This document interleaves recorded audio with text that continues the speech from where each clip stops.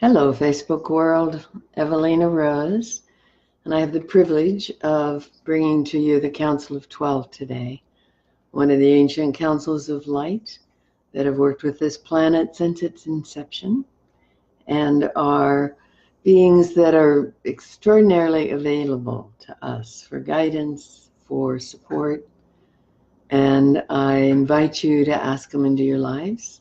They also like to invite your guides, your healing angels who might be supporting you in a different way from how we're speaking. So just know that you're in for a deeply spiritual experience. I encourage you to put everything else aside because this channeling happens on many levels, more than the verbal. There's a whole energetic component and a healing component. And so give yourself this time. You deserve it. So I'm going to use an invocation because I always encourage everyone, and always use it myself, an invocation to ensure we're working with the brightest, clearest, most radiant beings. I only channel those from the causal plane, the highest plane, those aligned with the light. So deep breath, allow yourself to center, flow right into your grounding, arriving in the core of your body. I ask the angels and archangels, please create for us a crystalline temple of radiant light all around Evelina and all the beings listening now or another time watching this video. That each may have energies that are not of the light released from around them, and have you angels weave for them a chrysalis with all the rays they need, chrysalis of light all around. God, Goddess, source of all that is, encompass us in so much radiance and love that only beings serving the heart of love, light, and truth may participate in any way. Highest healing, deepest truth is all that is shared. You'll each call in the most radiant heart of your being to assist you in receiving all you need, releasing all it serves to release as you fill with your light. And I welcome into this sacred temple the Council of 12, and I welcome those only from the light itself who are guides or healing angels for others.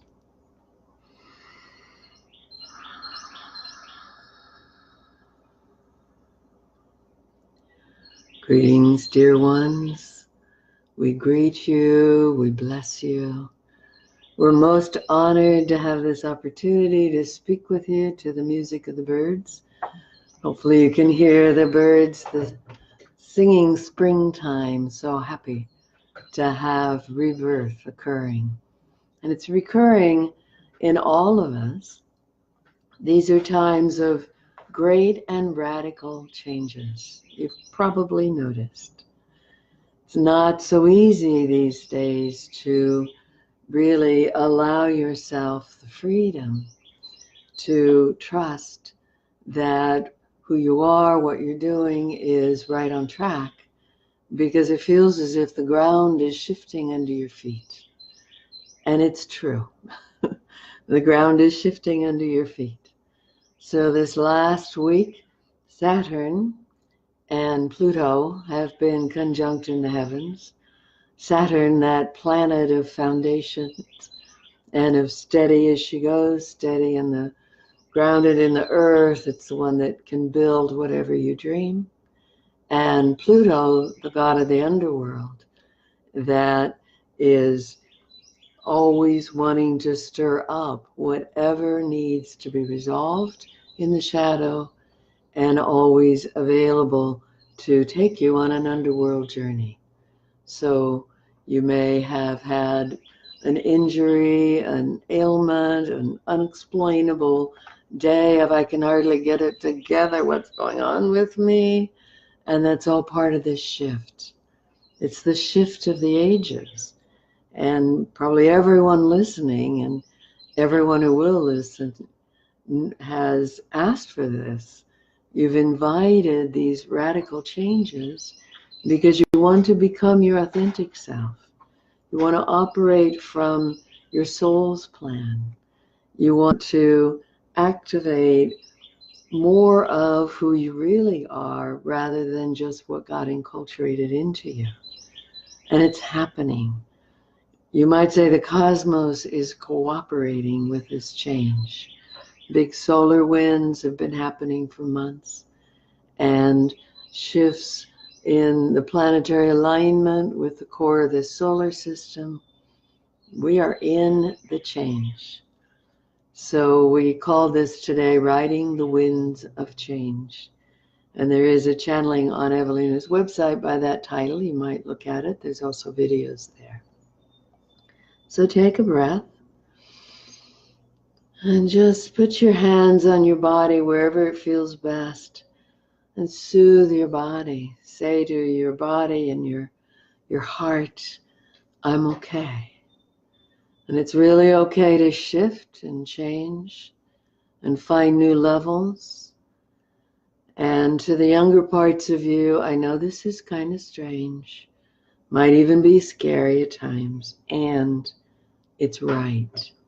It is exactly right. It's what we want. A wonderful dance teacher in Sebastopol, Zuza Engler, had a couple weeks where she suggested dance as if you have no name. So what if you went through today as if you have no name? What if you let go of the identity that you're so aligned with? You work so hard to figure out who you are, and that's fabulous. Now figure out who you're becoming without trying to figure out anything. Stop defining yourself. Let go of needing to define yourself or name yourself, and be. So fascinating what happens in that being. There may be a zillion things to do. There may be a long list. There may be many visions that need to happen. What am I going to do next? Or how am I going to offer that next class or put out that next promotion? And when you stop all the doing and you drop into being, there's room for spirit to co-collaborate with you. And there's room for you to access the wisdom in your soul. So when you pose these questions to yourself, like, how am I ever going to get this done? If you tune into your soul with that question, you'll get a lot of answers that may come in unexpected ways, such as someone sending you an email and there's what you wanted to figure out and it's right there, or the song on the radio, or it may be that you have no idea how to conceptualize the next piece. You stop, you get still, you meditate, or you sit in the sun, you watch a rainbow or sunset and do nothing else. 5-10 minutes, you come back and you know what to do. The gestalt comes through, the whole picture. Evelina once sat in meditation knowing she wanted to create a new workshop, and she said, okay, I don't know what it's supposed to look like. I don't know how to conceptualize it. I really want a download of what needs to happen here. And by the end of 20 minutes, she was drawing and writing. She had a whole page, wonderful image of an overflowing chalice, a poem that was the entire invitation. And all she had to add was the logistics. It could have taken a long time, or a lot of work with a graphic designer or someone else to create it. When you start recognizing you're part of something vast, then you look inward for resources and you get quiet inside, get below the conscious mind, so you can also look into your soul for resources and look into the universe for resources. The best way of riding the winds of change is don't ride alone. Call your angels, call Divine Mother, call your friends. Let people know what's occurring for you. Allow your social circles to become support circles of each other. Gather 5 or 10 friends in your house. Tell them to bring good food and hang out and talk about, whoa, what's going on with all of you these days? And what is this happening on the earth? And how can we support each other? You know, people often get together, and what they rarely ask, it's a great question for any gathering, a party, an event, a workshop, class. How would you like me? How would you like me to support you? Or each person share the way I'd like all of you to support me, or the way the support I would like from my world is. Because naming it, it tends to arrive whether it comes from the people you're naming it to or not. Asking. Asking is really important. We see a lot of people in relationships wishing. I wish my partner could understand how much I want such and such, or I wish my partner knew how important it was for me to hear words of praise. I wish this and I wish that, and that's only the very beginning of a process that should move toward I wish, and I am going to find a way to ask.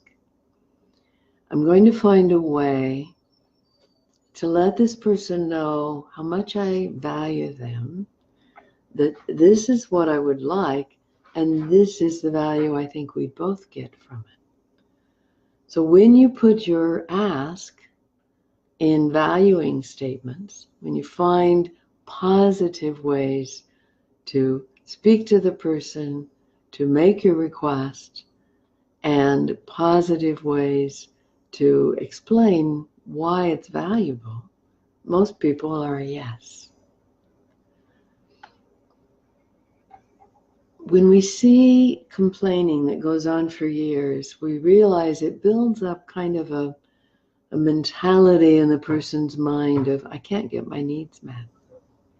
Or I won't get my needs met in this relationship. And yet, everybody's changing.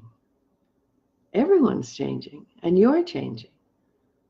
And you're listening now because you're invested in changing. You probably put a lot of money into workshops or therapy or different kinds of growth opportunities. So you've invested in growth. Hopefully the other person or persons in these relationships have as well. But they're changing alongside you because you're changing. If you go to the negative, they change more to the negative.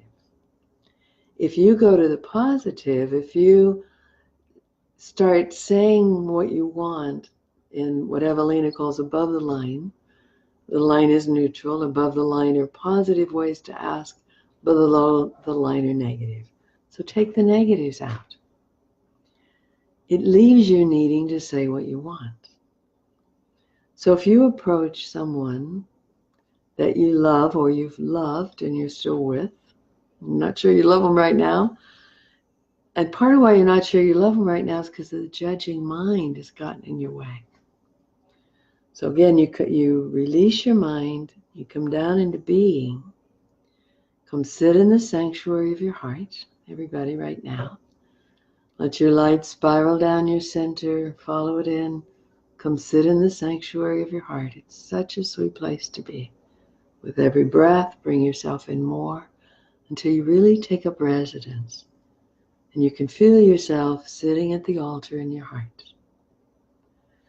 So come into the altar in your heart, away from your judging mind, and then see what you want to ask, because it might be a little different. So often people believe they're asking from others what they want. And what they're asking is that they don't do such and such, or they stop so and so. They're asking for a not And the other person feels a judgment. There is a judgment. You're judging because you're assuming that the other person doesn't want to change. But if they love you, they would want to change. Maybe they don't know how. Maybe they haven't accessed wanting to, but it's in there. And you can touch that place for them by treating them as the kind of person who would love to give you what you want. So this is a human community. No lone wolves here. It's a human community. And you want to allow yourself to access the resources in your community, because most people like being able to give. They like being important. They don't want you leaning on them. They don't want to be codependent. But if you honestly say, you know, I think there's something I want to ask from you that I imagine you might like to give, and please be honest. Check in first so that I can feel free to ask. I want you to feel free to have a boundary and say yes, no, or maybe. So then you can ask, because you're honoring the other person by asking, you're honoring you. When you allow your human community to be resources and a support network for you, then you're able to get a lot more of your needs met. You're able to offer in exchange. It doesn't have to be tit for tat. We don't mean that kind of exchange. But once you ask and you get some needs met, someone else might ask and it'll be easy to offer. That's where you offer. Otherwise you just be. Because the true gift comes from that being. It comes from just being so in your center, a yes to you, in the sanctuary of your heart, that you want to give. You're almost compelled to give. And it's easy. And it feels nurturing. That's how you know the difference from codependency to being a part of a spiritually based, loving community. Codependency feels like it takes from you. And it obligates you. It's like, oh, now that I've given that, I have to keep giving. And no one else can obligate you. You're the only one who can. Their needs or even their requests don't obligate you. What makes this whole thing work is if you check in and see what you want to give. So someone might say, would you be willing to come snuggle with me this afternoon? And you might say, let me think about it, because you always check in. You go into that sanctuary. You know, I'd enjoy some time with you. I think I'd prefer going for a walk in this beautiful spring. And then maybe we'll come back and snuggle on the couch a little bit. Or I'd love a long hug and a walk. Whatever feels right to you. Because when you're giving from, this is what I want to give, it's a real gift. It gets really deeply received. Have you ever experienced someone who you come in a room and they get up and give you the hug because they're supposed to give you the hug and it doesn't feel like anything happened? As opposed to you come in the room and someone goes, oh, hi, and comes up and their heart's open and they hold you in an embrace, which is really, really different from giving a hug. Holding you in embrace is a beingness. So it's, I'm in my heart feeling my love with you right now. And if you're in your heart feeling the love, we both feel very loved. And nobody gave anything. It's not a doing. Wow, if we could put that in skylights, or what is that, skywriting? Loving is not a doing, it's a being. Loving is about allowing. I'm going to turn this light off. It seems a little bright. How's that? Does that look good? Yeah. Great. Feels better too. So loving is a beingness. When you're wanting to offer love, go in and let your heart expand, because in that expansion of your heart, the love does its whatever needs to happen happens, because the love is offered. It's almost like your heart radiates love, which feels really good to you. It's a giving without much action. The action is opening to love. What if everyone opened to love? Wouldn't that be amazing? So we would appreciate questions if you want to type some in. We'll be given them and we'll bring them into the channeling. We have one from Natalie. I've always struggled with the idea of eternal life. I would like to know the roots of this feeling. It's a fascinating question. So,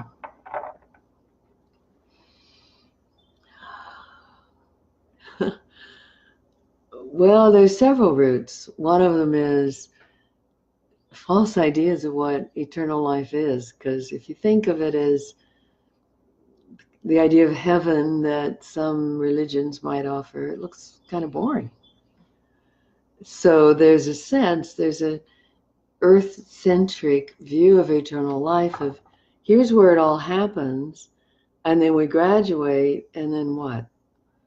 Sing with the angels, play harps, sit through eternity. What do we do? So the first piece is to help you understand that this is only the entry point. And in the life of the part of your soul that chose this incarnation, it's like that part of your soul comes down through several planes of existence and comes into the earth plane and has this life, and then it evolves through several planes of existence. So you see, this is only a little part of the whole process, and it gets more fun when you no longer have to deal with an earthly body and needing to make money. Then there's continued evolution possible. Now, the earthly body and the need to make money often are the catalyst for a soul really getting their lessons.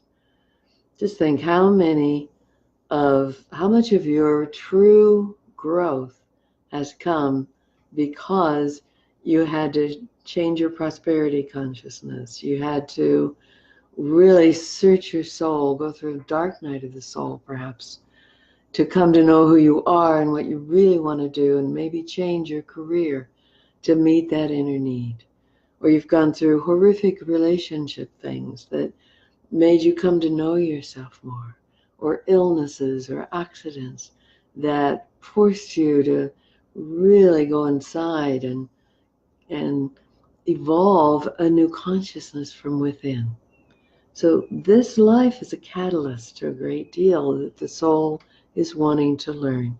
Then you go up through these other planes where you work with your guidance and you work with your loved ones, and you keep growing if you leave with consciousness. Now we know there are many that leave this life and end up in bardos because they didn't finish, and because maybe they were unconscious or fought death or took their life, or death was so sudden they weren't prepared for it. But when you prepare yourself in life to keep evolving, then your soul is on a journey that goes on and on and on and gets more and more interesting the further it goes, and the higher your soul climbs back in this evolutionary part of the process. So this is devolution and this is evolution. And the third dimension life is in between devolution and evolution. So one of the answers to your question, Natalie, is that you need a lot of understanding of what eternal life might be to make it worth wanting to be there.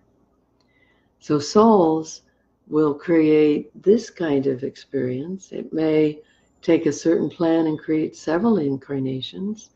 And then as those complete, there may be an integration of all of that on the inner planes. Souls might decide, when they've integrated a lot of wisdom, to work with people across the veil, help people cross over, be like birth doulas on the other side of the veil. They may take on, after they've evolved to a higher level, they may take on working with some of those lost in the bardos, or working with channels who are helping some of those lost in the bardos, as Evelina does. So there's a whole lot of activity, and it goes on forever, and it's endlessly entertaining, and we'll tell you why. The creatrix of it all, some call God, Yahweh, Allah, Goddess, the creatrix of it all is infinitely curious. So this beingness, this one, is complete. It's not having to change or grow or shift or make things happen or anything else. It's just endlessly curious. So it's kind of like, So it's not a thought process, but this kind of illustrates it. So what if I decided to come in with that set of parents and these challenges, and select some of those and put that together, and then some of you beings that really are great guides to connect at the right time and help lead this one out. That could be very interesting. Anything else? Realms of light you want to add to this incarnation. And then it's watching the play of consciousness. So it may be strange at a time when so many are going through serious changes and up levelings and maybe dark nights of the soul, to call it all a play of consciousness, and yet it is. And one of the ways you can know that is you look at your life and you notice that sometimes you are around a group of people, you're in a really good mood, and these people just feel fun, kind of enlightening, you have great conversations, you drop in, you come away feeling, I got some needs met here. Another day you might be in a cranky mood, woke up feeling kind of off, maybe the body's a little off. It's hard to even want to go to the gathering. You could go to the same gathering and have a totally different experience. So now you're noticing how people aren't talking to you, and you're noticing how they're having fun over there, and they're not seeming to want to dance to me. You're noticing everything that matches your state of consciousness. So you created a different play, and you appointed these people to different roles in your play. One scene, you've appointed them to the roles of loving, caring people who enjoy you. And the other scene, you've put maybe images of your family or perpetrators or other people on them. And you get the experience that you project before you're there. So now if you find yourself in this darker scene, try this. Okay, I'm not liking what I'm thinking here. I'm going to change my thoughts. So Helena did this once at a gathering, and no one was dancing with her. No one would speak to her. She felt alone. She wanted to curl up in the corner or go away forever. Fight, flight, or freeze. Reptilian brain, not much higher consciousness. She went, I don't like what I'm thinking. Okay. Breath always helps. Ground, pray. Oh, help me shift this. Help me think something I'd like to think. What would I like to think? I am well received, well romanced, appreciated, loved, honored, respected, and I'm having a fabulous time. She said it about 3 times over and really shifted her consciousness, and immediately got in a wonderful conversation. And those kinds of conversations happened the rest of the evening. Lots of people danced with her. She felt some friendship growing and had a wonderful time. It's all on the play that you want to project on everything around you. And you can change it at any moment. So we're a little off the subject about eternal life. The other piece we think is, Natalie, personal to you, which is that you had a lifetime where you were playing with some dark magic with some others who were learning magic, and you got a curse on you throughout eternity. So we think you're kind of afraid that eternal life would carry out this curse. It's kind of a subconscious thing. So let's ask your guides and angels to lift it right now. And the best one, if there's a curse, is Kali. So you just say, Kali Ma, please come and clear any and all curses in my consciousness from any lifetime. Dissolve them, make them null and void, reverse them. If it's a spell, use the counter spell. And you may just feel like her cleansing fire coming up through and clearing that. And letting that go. You might use your hands, lift it out of your crown. We often involve the hands in a healing or clearing because the subconscious shifts by imagery and ritual. So if you make it a ritual and you use imagery, the subconscious goes, oh, you're letting that go. Okay, well, we won't operate off that anymore. Thank you very much. So it's kind of notice to the subconscious. So let your angels continue that, and Kali continue. For those who don't know Kali, Kali, she is the Hindu goddess of triple goddess. She is creator, preserver, destroyer. She is a creatrix, a mother goddess. She's very nurturing in her right timing. And she's preserves that which needs to be preserved and destroys that which is destructive. So she's a great one to call when you really want something destroyed or you want to dissolve old contracts. Just be thoughtful. Whatever you give to Kali is gone. And she's a very powerful being. And one who is happy to ally with you. She'll do what you ask and she's gone. She's not one to hang out and sit with you in guidance like so many other beings are. So, Donna, I am naturally creative, but how do I figure out which idea is the best one to invest more time and energy into? It's part one. Part one? No, that was, yeah, this is part one, yeah. Oh, we'll start with part one. I've been doing my best to break away from how we are programmed to view work. But so far, all my attempts to focus on things that are closer to bringing me joy haven't brought much of an income, and it's getting stressful. If we had people raise their hands, most people would. I'm naturally creative, but how do I figure out which idea is the best one to invest more time and energy in? So,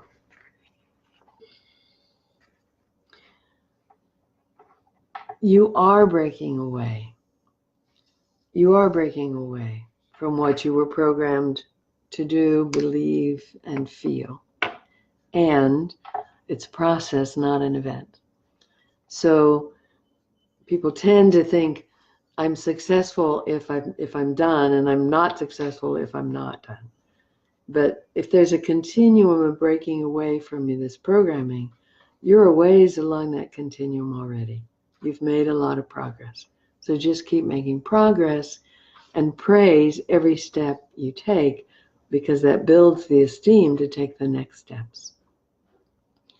So when you're working up creative ideas and finding something that feels really viable and the money's not showing up, two things. One is there's a learning curve. It's almost always, if this is progress, if this is time and this is progress, it moves along time for quite some ways and then turns. And you're about here. So you're about where it's about to turn, and much more progress and more income.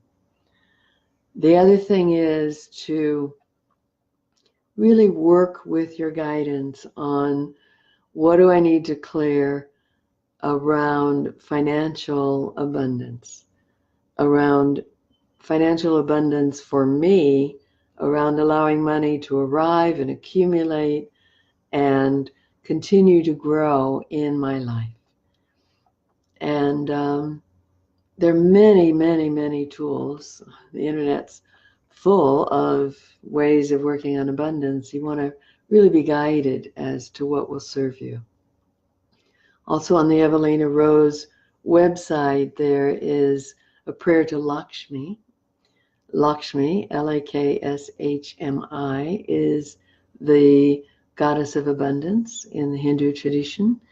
It's lovely to have an image of her. Would you type her name in, please? Mm-hmm. You can go on Google Images and put in Lakshmi and bring down an image of her.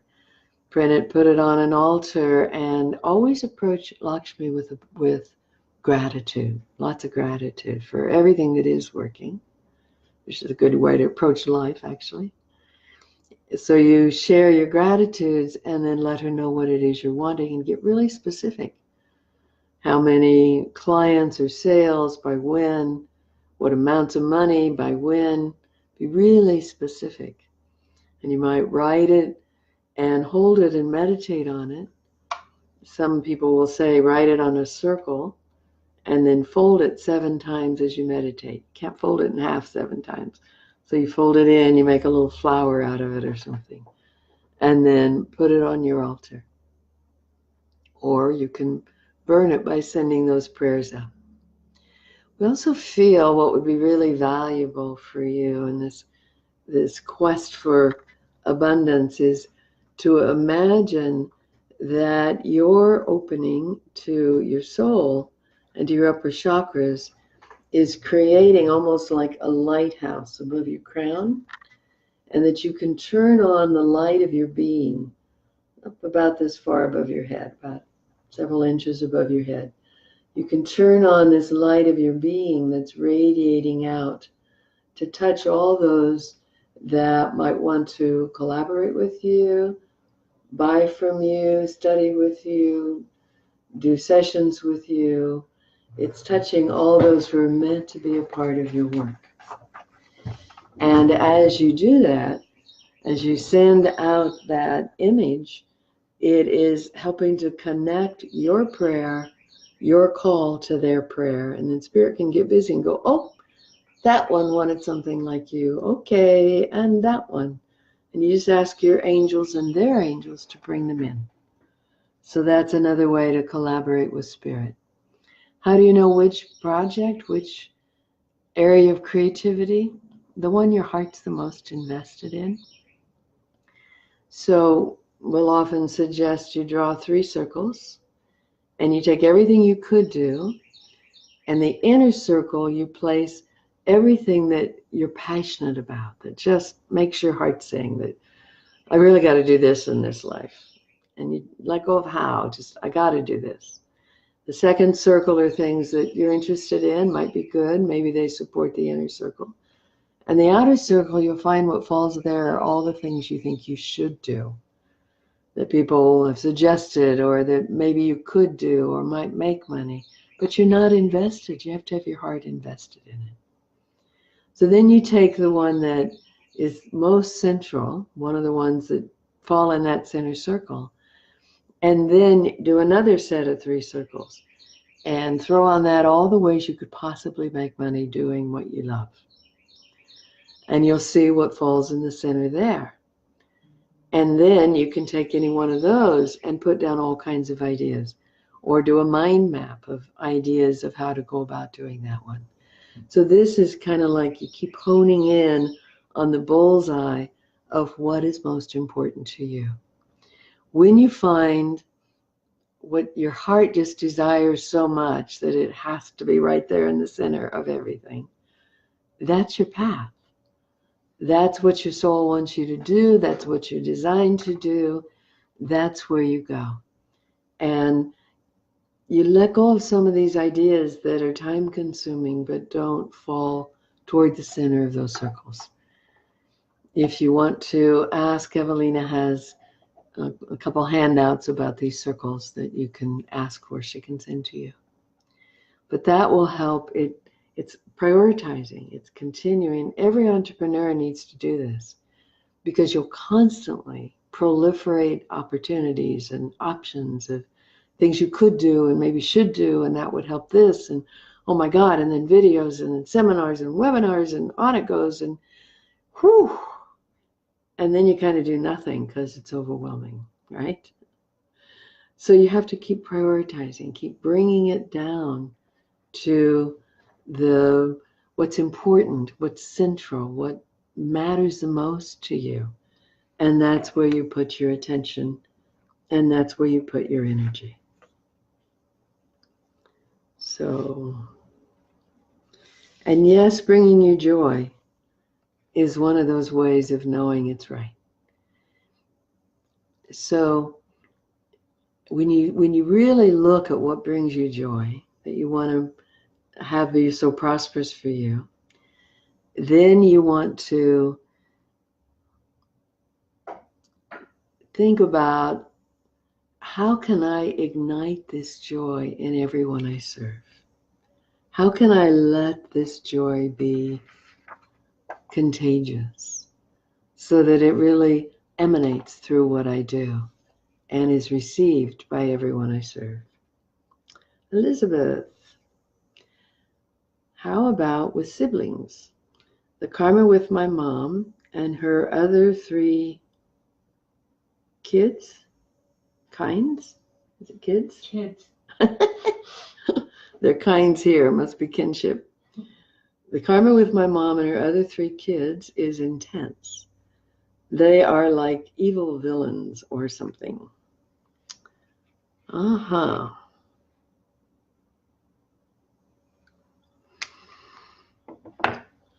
Well, the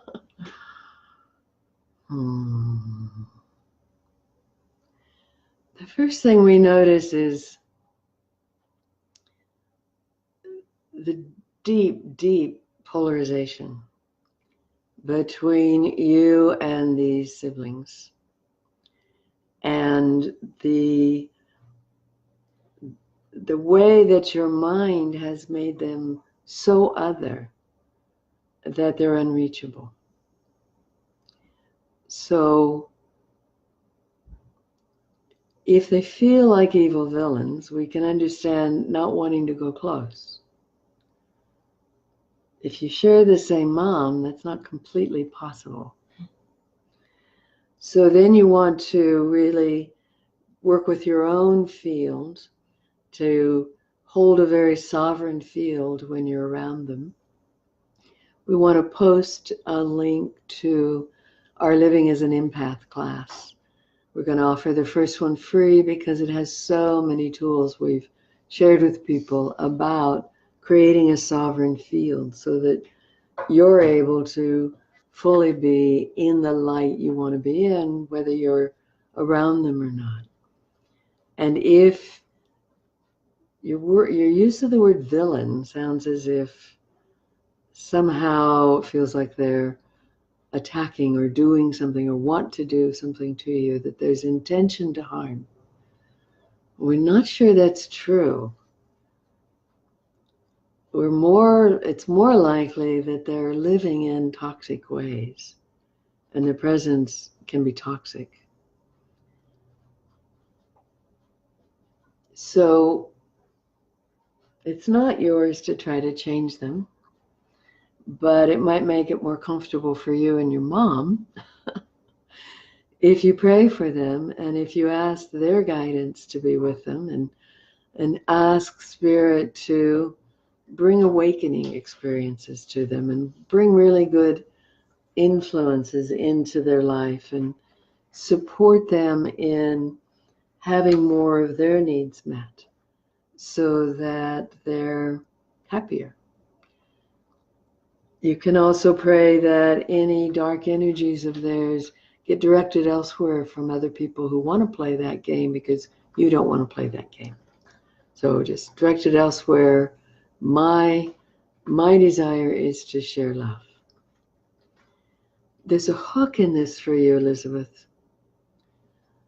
There's a hook.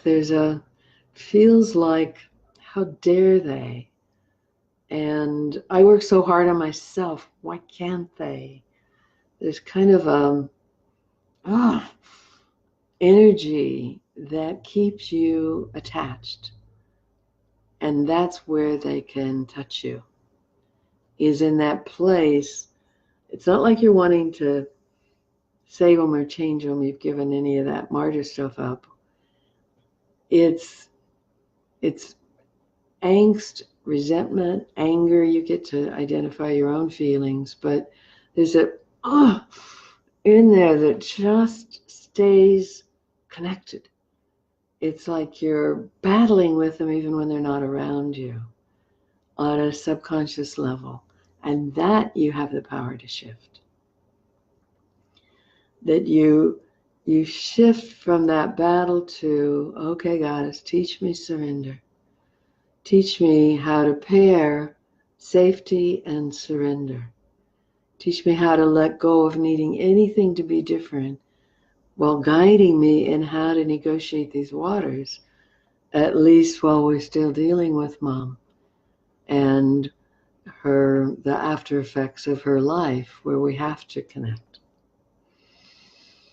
And then you breathe and you get still and you do what's really, really hard, which is to offer up your resentment one more time. Offer up your anger one more time. Kali Ma, she's the best for this. Kali Ma, will you burn with me with this anger and resentment and all these emotions I have toward these people who could have become conscious if they'd only tried. So tell her about it.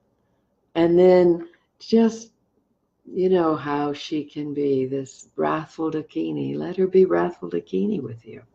It's a very sacred place in the Hindu system of the wrathful Dakini that feels righteous indignation, and in right timing, the right setting allows it full vent. So the right setting is you ask angels to completely surround you and to surround your mom and to absorb any energies that you put out. Make sure none of them affect your mom and none of them affect anyone else.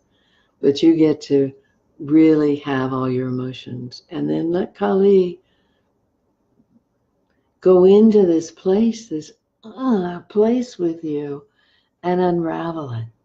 Whatever's in there, all kinds of emotions, even the sadness of what we could have had. So let her go in there and put on some raucous dance music or something and really go for it. Because that's going to set you free. And that's the most important piece, is to set you free from an attachment to anything being other than it is. Our sense is you're about done with these other souls, that there'll be a time when family affairs are pretty complete and you can just let them move on to their parallel universe because you don't live in that one. And that lets you stay in this parallel universe of light that you love so much and allows you to feel like all of me gets to live here. I don't have to wait for anything. Truth is, you don't have to wait now, but you might do some wrathful Dakini work so that you set yourself free. And that's going to really unravel some things in the family that need to be unraveled. We think everyone will benefit if you do it with this sphere of light around you that absorbs the negative energy. Often when someone completes that, the angels will come and give you a standing ovation because it's so important to set yourself free from being held by those old emotions. We love you. Natalie, how many aspects of us are there? Do we need to integrate them in order to be whole? Well, the answer to that question has a lot to do with your journey. For those who had severe constant abuse, there can be a huge number of aspects. There are some who might be labeled as being a part of the dissociative disorder syndrome, which means in order to survive, their personality had to get smart enough to break into a whole lot of pieces. One to handle the rage, and one the fear, and then the terror, and then this emotion and that. And we're going to put away these memories in this one, and these memories in that one. And so some people have a lot of aspects. The more, it's kind of like a continuum. We think everybody has some dissociation, so everybody has some aspects, and then the more severe the abuse or neglect or huge losses like death of a parent in childhood, the more aspects there are, all the way over to what would be called someone who lives as a multiple with many different separate personalities in them, alters that may not know each other. So it's a continuum. So do you have to integrate all of them? No. But you keep gathering the parts that need to be gathered. There's also an article on the website called Soul Retrieval that defines this process pretty thoroughly. It's a matter of discovering what part of you is still dissociated from you and finding where they're lost in your past or the underworld or the upper world, and working with Divine Mother to bring them into current time, bring them into now. When you bring a part of yourself into current time, that's still not the same as integrating, but it gets you all maybe in, some have like a living room in their heart with all their various parts, or a Divine Mother in a rocking chair holding their little ones in their heart. It gets you all in the same vicinity of the body. That helps a lot. And wholeness is a process. So the more that you gather the parts of you that are lost into your core, the more whole you are. You don't have to even be completely whole to be enlightened. And enlightened isn't an event. It's a process. So you may bring in some parts of you and feel, oh God, I feel so whole. I'm grounded, I'm connected to my soul, I can feel my heart, I can feel my being, wow, this is fantastic. And enjoy it, because a couple, 3 days later, something may happen and another part gets triggered, and then you realize, whoa, I still got some more work to do. That's okay, you're on the earth plane. This is the time of catalyst. So you're not meant to be whole while you're here. You're whole when you arrive at the end of this evolutionary process. And your being is always whole. So when you're really aligned with your being and you bring in your light body, you're whole. And then other parts of you get activated, and then that is an opportunity to find what parts of you still need your love and need to be retrieved from wherever they are, caught in another time or place, and brought into now. So focus more on the process of becoming whole than thinking I have to do something to be whole to do something else. It's a whole life process. And you're doing great. You're doing fine. You'll get there. Kathy, is there something in my throat that needs to be cleared? Yes. Couple things.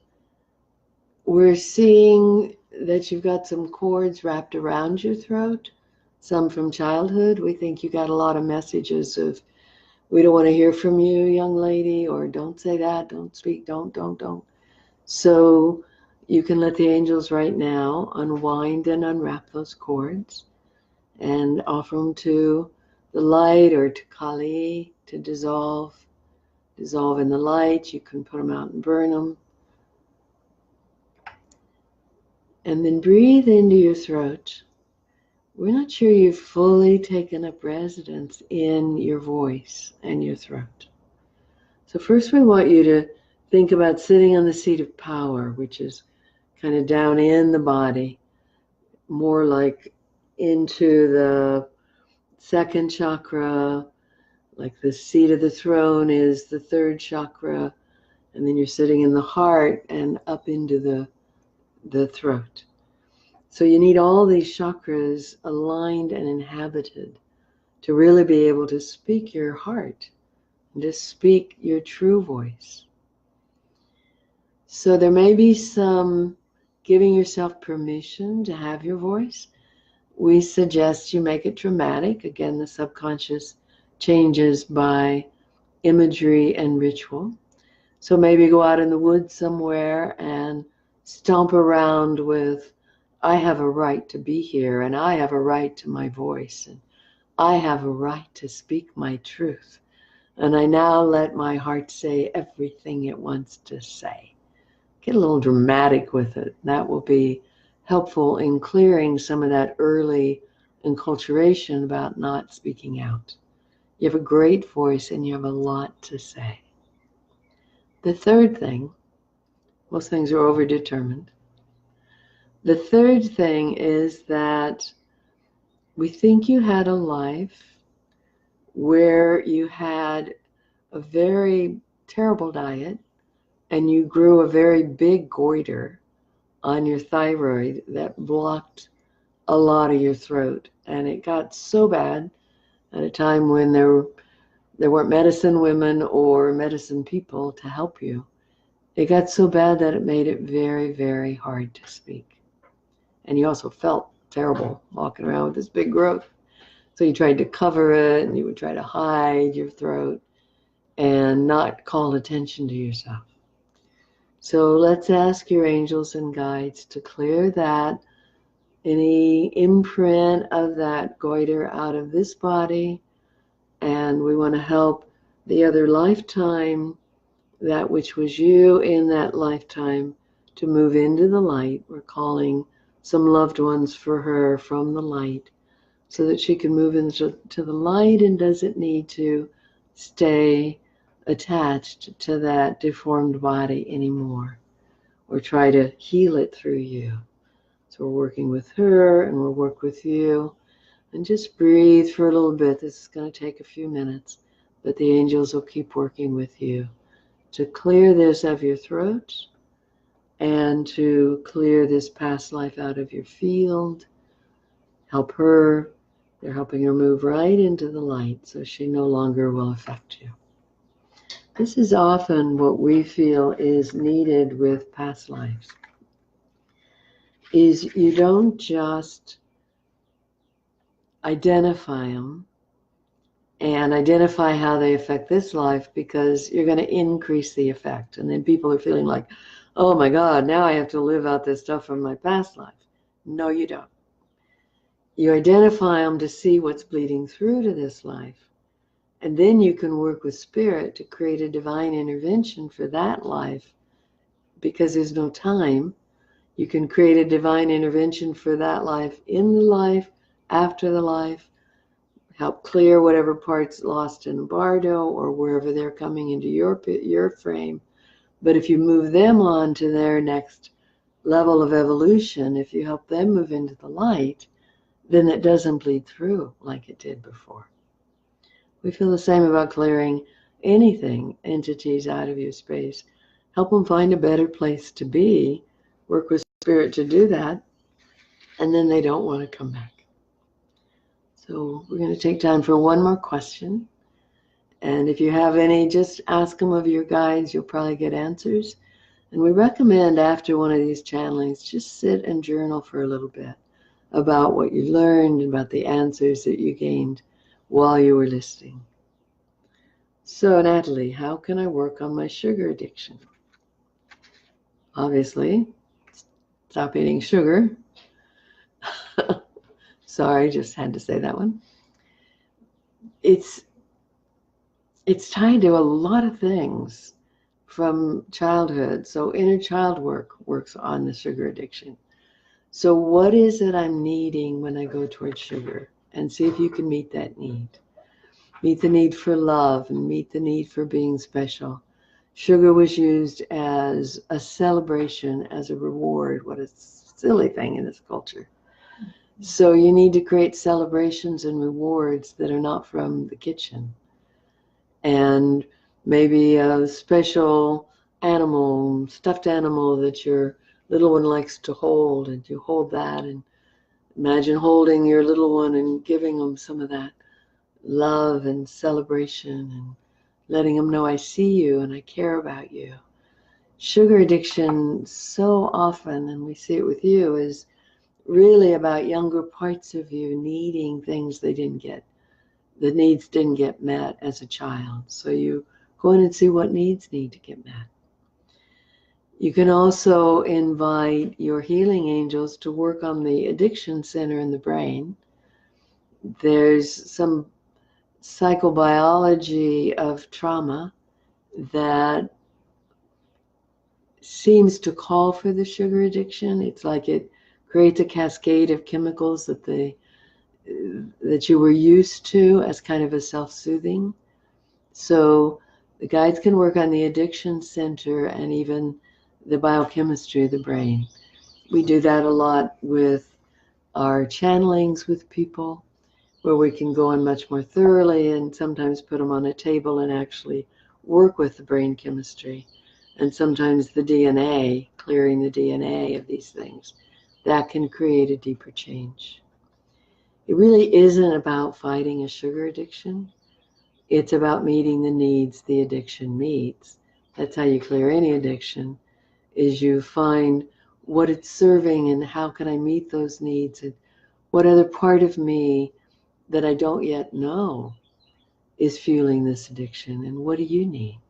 And you just keep drilling down into your psyche till you find the parts of you that think sugar's the answer, but really want love. It's what they've always wanted.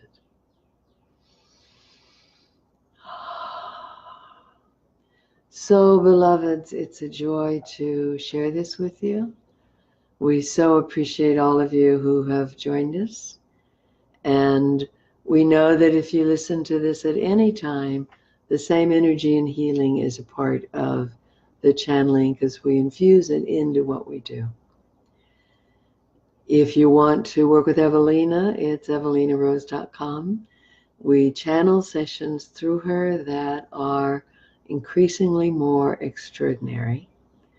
You have an hour and a half to really go deeper into these questions. As you can see, they're all multiply determined, so we can take it much deeper and really collaborate with you. There's a lot of back and forth, which we can't do here.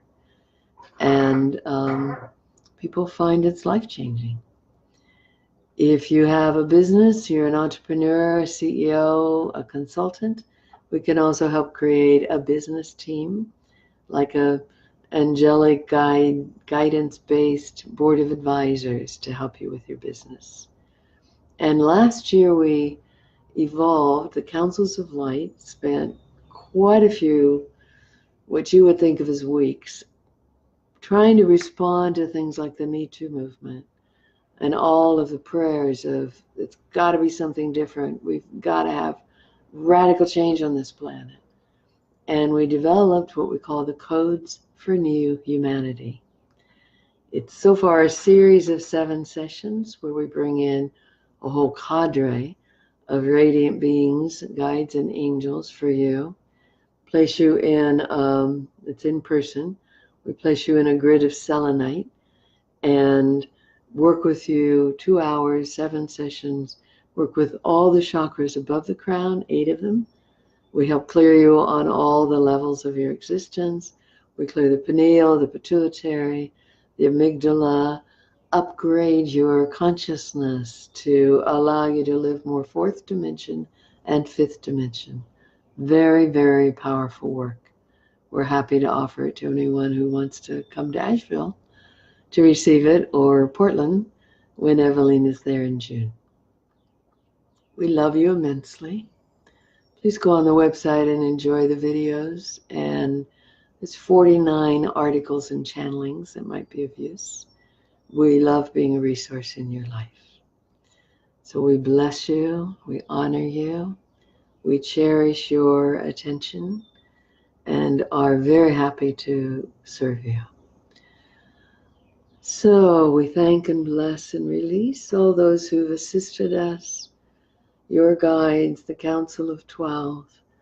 We ask these beings to bless all our affairs, help everyone involved to find their highest destinies coming true with ease, grace, and elegance. Bless you, beings of radiant light. Bless each of you. Bless you, Evelina, for being our vessel. Namaste.